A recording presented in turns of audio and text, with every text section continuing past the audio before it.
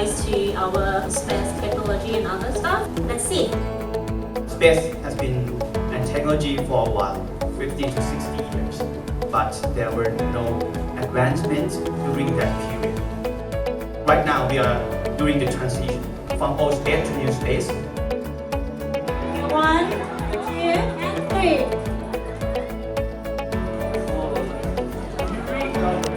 That's the correct answer. Are you getting me? Yes, Yes, that's the correct one. Well, yeah, that's the correct answer. It's like construction. When you want to build your home, you go to architecture, you have to design the house, you have to design the condominium. It's the same inside, like it's just an asset in space.